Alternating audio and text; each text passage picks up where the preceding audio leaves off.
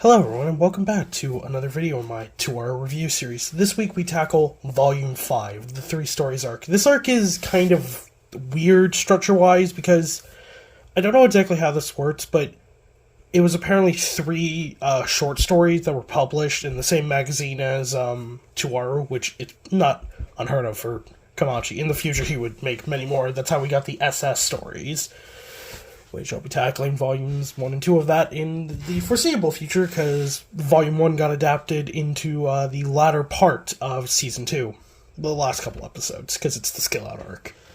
But this arc features 3 stories, 2 about Toma and 1 about Accelerator, because this volume would feature Accelerator's first debut as a protagonist, which is pretty exciting for me, because Accelerator's probably my favorite character in Toaru. And, of course, like with my Railgun series, I will do a series talking about the 2 arcs we have of Accelerator. One being pretty decent, the other being what I've heard of is garbage. But yeah. So, I'm going to be going in order of the first story, the second, and then the third. So, the first is Accelerator. Well, the book kind of opens up with Toma and Indets, but it's kind of bullshit that doesn't matter, just shenanigans with them, Toma, misfortune, the usual Toma shenaniganry. But we catch up with Accelerator. This arc also takes place on August 31st, I believe, because it's the last arc that takes place in August, because the next arc, the Hyoka Kazakiri arc, would take place on September 1st.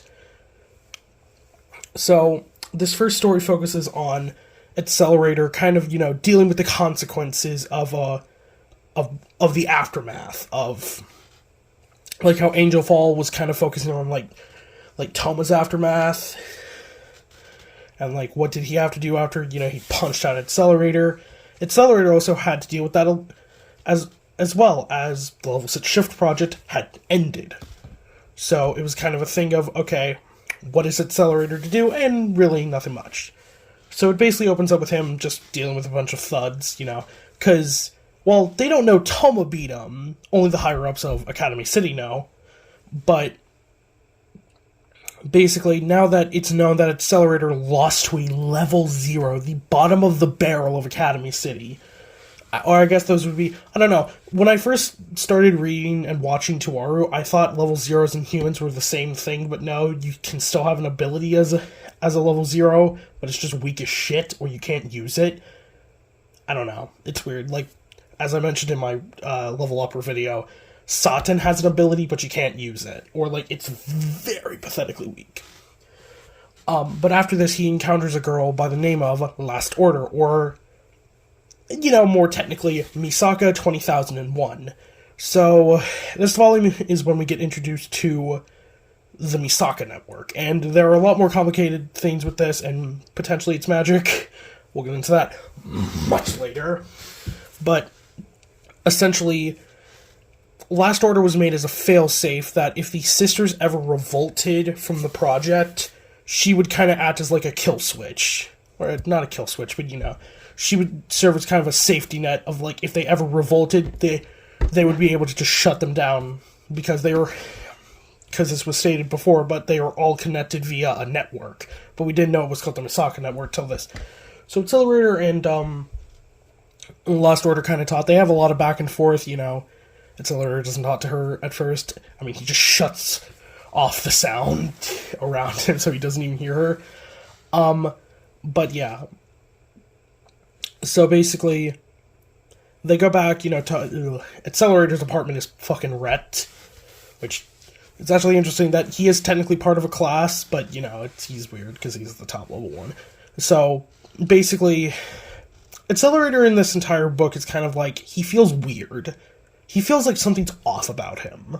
Like, he doesn't feel like himself.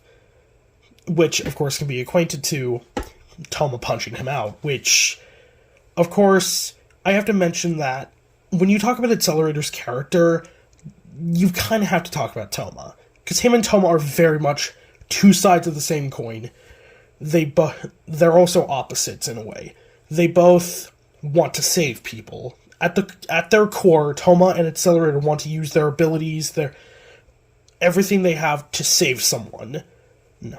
as it was like in the last volume, it's like Toma doesn't feel like, yeah, he curses his misfortune, but he's not dissatisfied with his misfortune, because if it wasn't for his misfortune, he would never have saved Indet, he would have never saved Himegami, he would have never saved Misaka, and to a certain extent, he never would have saved Accelerator.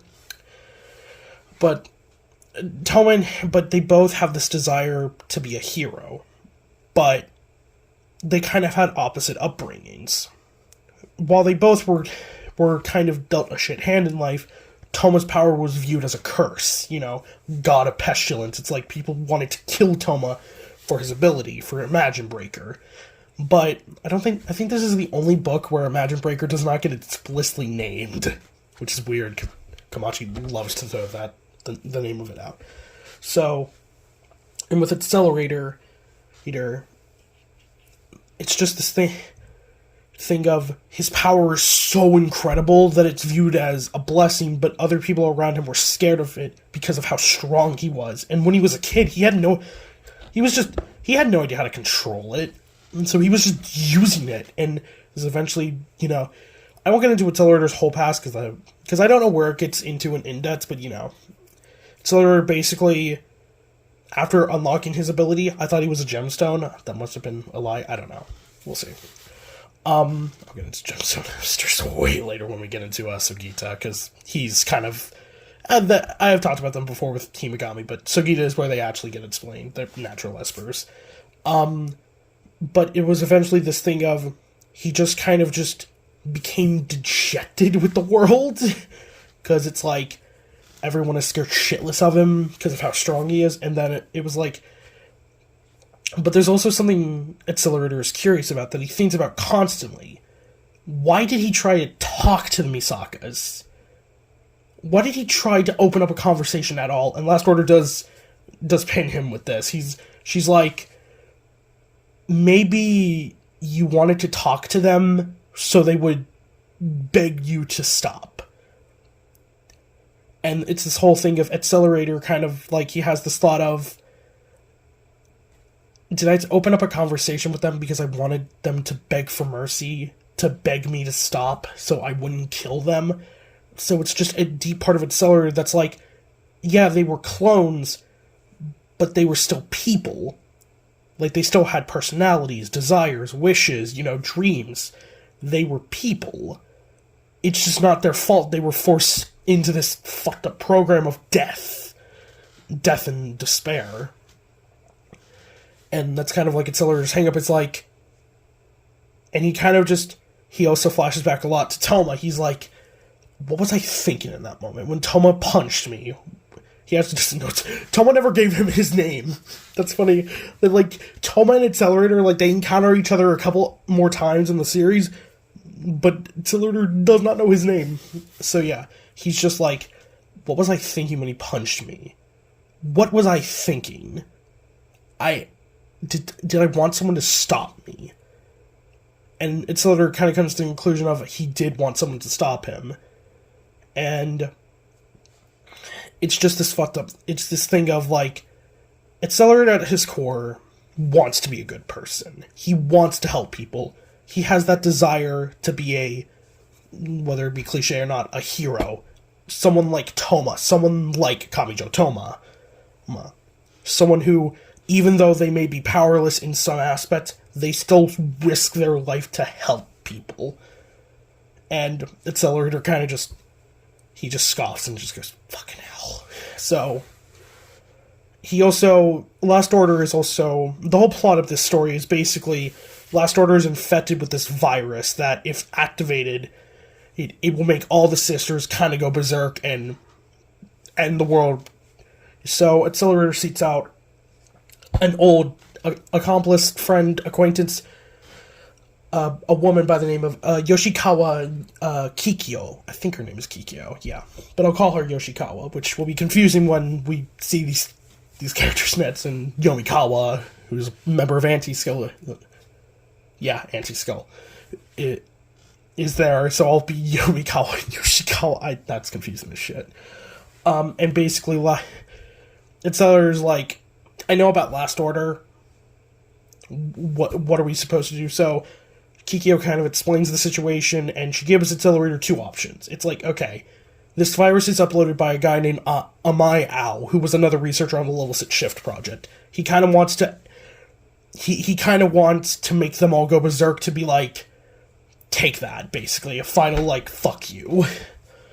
And she gives him two options. It's like, okay, you have two options. A, you can kill her. Because killing her, you can kill Last Order,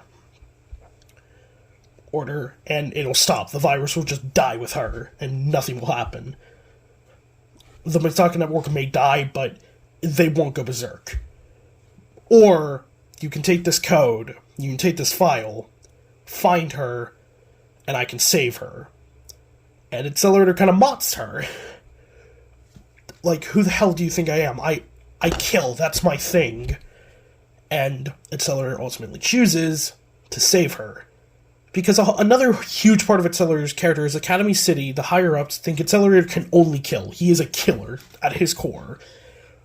But a lot of his character, and this gets brought up a lot later during World War III and his fight with Misaka Worst, but Accelerator wants to save people. He wants to protect something. Last Order, it looks exactly like the other Misakas, and she acknowledges what he did. She does not forgive him, but she understands it wasn't your fault at your very core. Because she, to an extent, understands who Accelerator is. So, he goes, him and Amai fight. It's not really a fight. Amai bullshits the timeline. They thought they had until, 3 hours from now, but they only have, an hour. And, Accelerator basically is like, I can use my powers to I don't know exactly the scientific, but he basically uses his brain like a supercomputer, because Accelerator also has, insane calculative abilities, because this was also a source for a project. I forget the name of it, but it's the plot of the Dark Matter manga, Yuzuri Riha Ringo. So I'll probably make a video about that in the future sometime. But yeah, he has to use all his reflection for this, so Amai lives, and this is the quote-unquote nerf for Accelerator, as Accelerator gets shot in the head. But of course, with anime, he does not die, because, getting shot in the head, the fuck is that, dude? When has being shot in the head for a major character ever done shit? Chainsaw Man spoilers, but, Makima, she got shot in the head, meant jack shit for her. Sorry if any Chainsaw Man anime only start watching this video. Hey, I'm not the one spoiling you on Twitter. I'm not the most asshole-ish. So, Accelerator, he does manage to save her, but this comes at the cost of his brain is kind of fucked, which is a consequence for this arc, and then, Yoshikawa shows up at the very end, and her and Amai kind of have this final confrontation, and Amai's like, what the hell are you doing? This isn't like you never go out of your way to do something like this. You are logical. You are a logical person who always thinks about checks and balances, the whole kind of weighing a situation, and Yoshikawa kind of just says, I want to be true to myself. I don't want to be that person anymore. And ultimately, they end up shooting each other. Amai dies from this, I believe. I don't think he ever comes back. But due to Accelerator, still having some cognitive functions, was able to... She got shot in an artery that is connected to her heart. I forget the name, I didn't write it down. I didn't care to. But because of Accelerator kind of stopped the bleeding, she did not die. I don't get it that at the very end, but yeah. So a lot of it is just kind of... The first story is really dealing with Accelerator's character, and honestly, I view this arc as the Last Order arc, because of how much it focuses on Accelerator and Last Order. But yeah, so the second story, which Chapter 1 and Chapter 3 are focusing on Accelerator, and then Chapter 2 is this story. But this focuses on Toma, as this is also the last day of summer vacation, So, something that I can't relate to, because I'm at the end of my semester, so I'll be in break soon. But he's basically out, kind of just... doing stuff, and then Misaka runs into him because she is being kind of stalked and trying to get asked out by a a guy by the name of Unabata Mitsuki, who is the grandson of the director of Tokyo Wadai. Tokyo Wadai? I always add the O. I've said this before.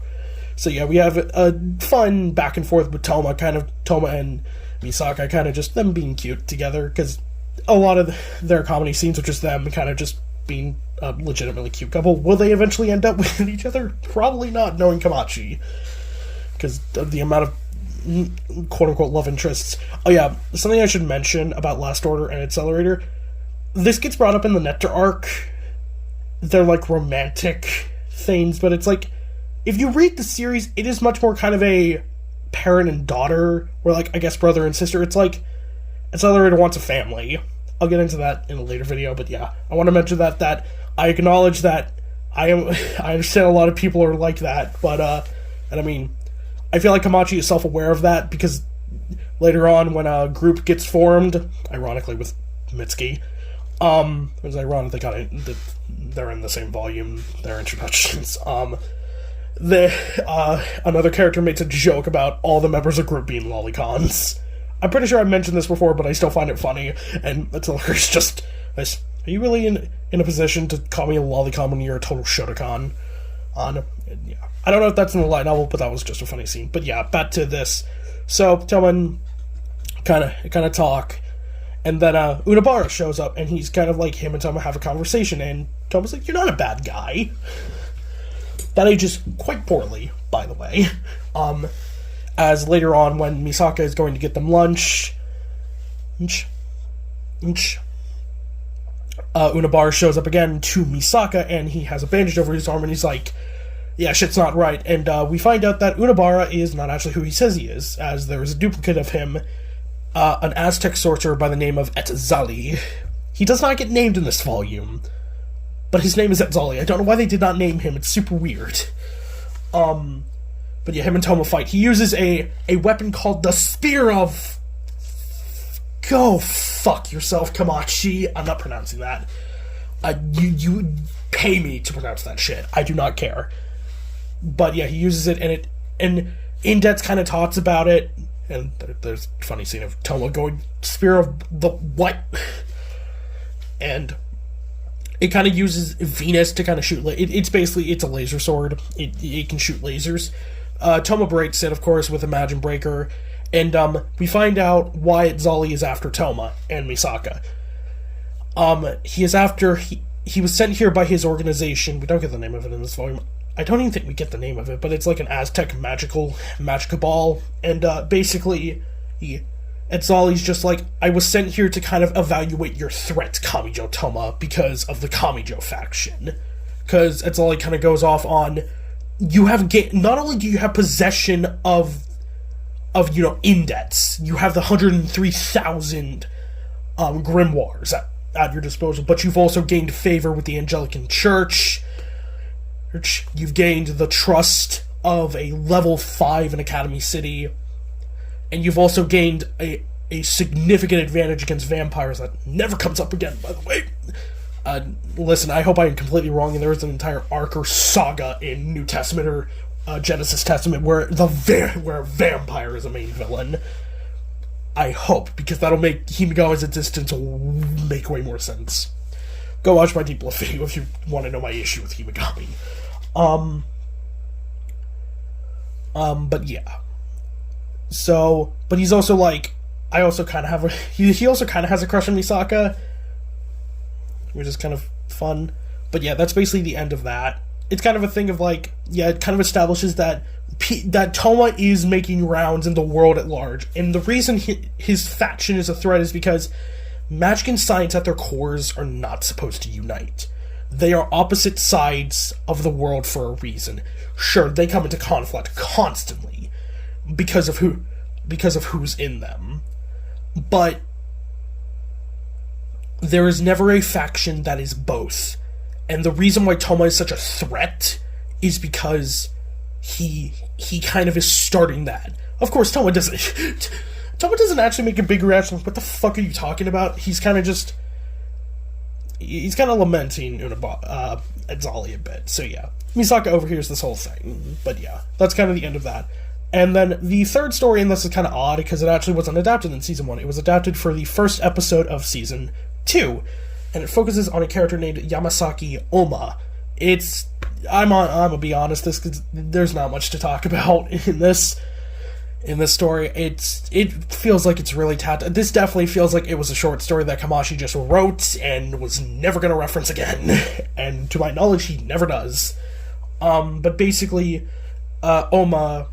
Oh yeah, fun little thing about Oma that I remember when I was reading this. I don't usually mention the voice actors in here, besides the fact that all the Misakas are voiced by the same VA in English, Brittany Karbowski, I believe.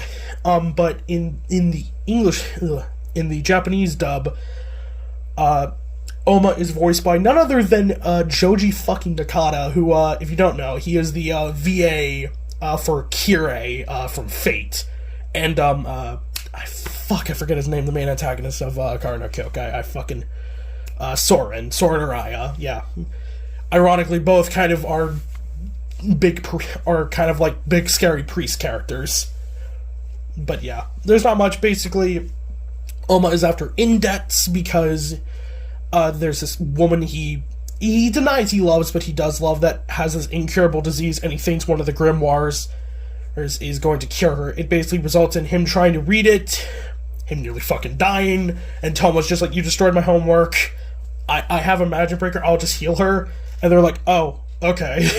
And that kind of ends that. Honestly, when I watched this episode, I was actually surprised it was canon, because it felt so much like a filler episode. I know Tor doesn't. I think there has been, besides the filler arcs, there has been like one filler episode, and that's the weird bikini episode in season 1 of Railgun. The only thing of relevance that is neat in that episode is basically the fact that Kongo just owns a fucking anaconda as a pet. I guess rich girl life.